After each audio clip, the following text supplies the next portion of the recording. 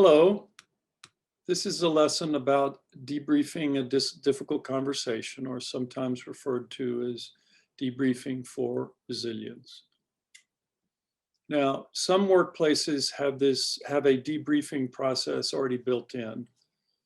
And so you're familiar with the structure or the idea of doing a campaign or event, and then setting aside some time to assess.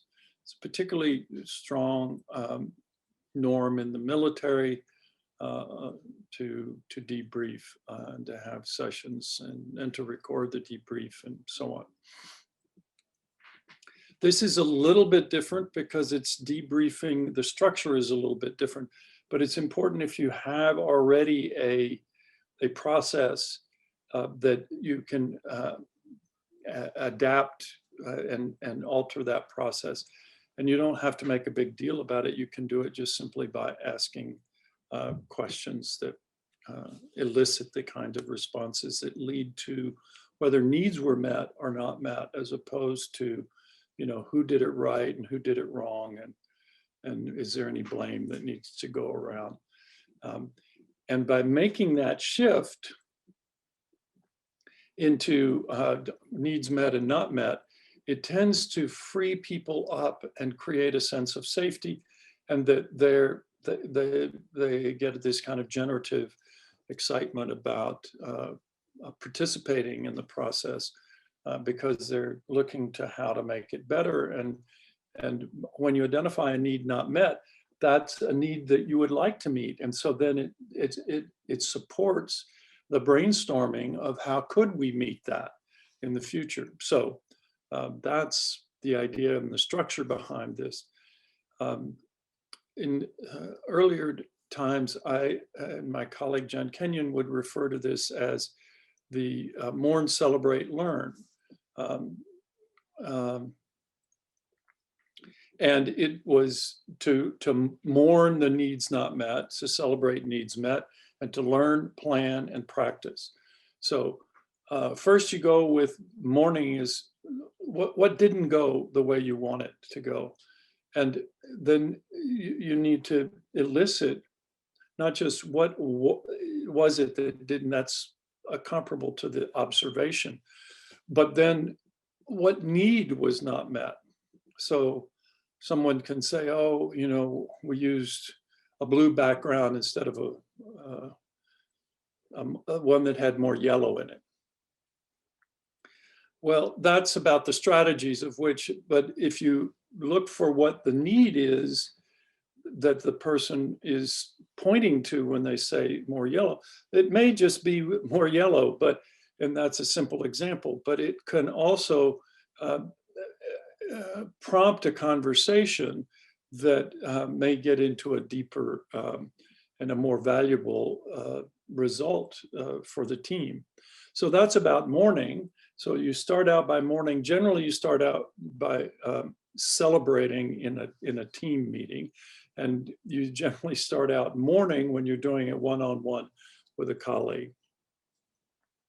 And the reason for that is that if you start out by celebrating with a team, it loosens people up. It tells them, shows them the context and where you're going with this idea, so that they more easily transition into then mourning, which is where people tend to tighten up, because that's where they're used to identifying who screwed up and what do we have to do about the screw up.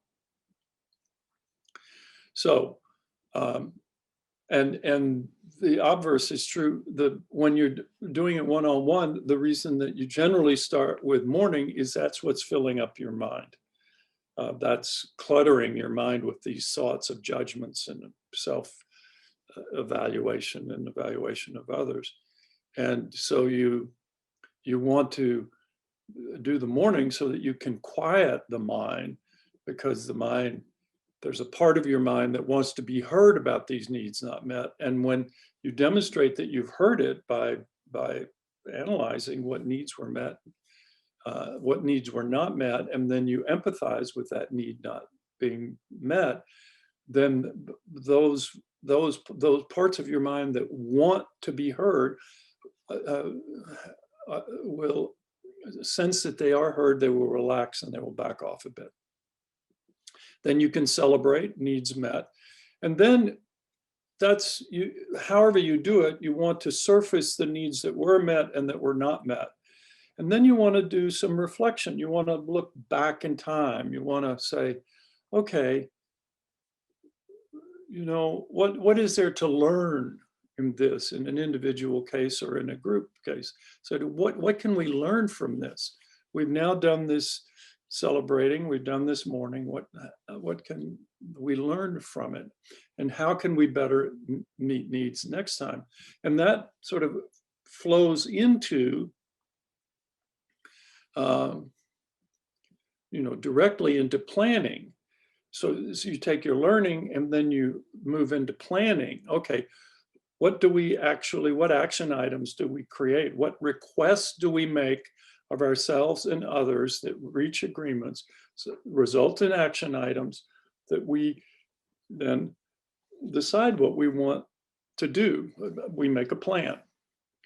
And then the final thing that you may want to do is practice a conversation.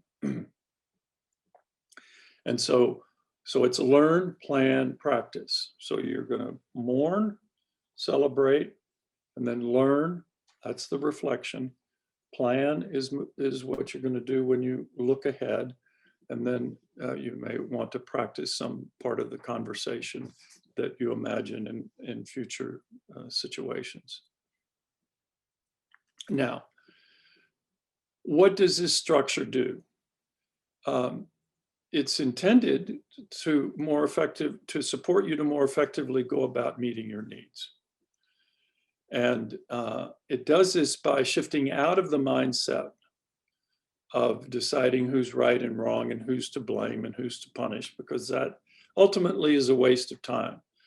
And it's actually not just a waste of time, it's counterproductive. The research shows that when you focus on those things that you're actually counterintuitively, you're stimulating doing more of that conduct. And it helps you to hone in on your goals. So it's a key strategy for supporting your life and creating what you want in your life and what your team wants to create towards their goals. And you can use this process for creating goals and for reflecting upon, do the goals need to be modified, and upon, you know, any actions that you've taken towards your goal, towards your plan for your goal. It just is an incredibly useful tool to debrief. So the hope here is that debriefing becomes a group norm.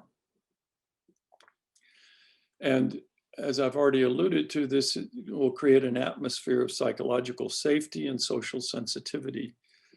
And it fosters respectful conversations. People become more attuned to listening for what needs there are behind the words that someone's using.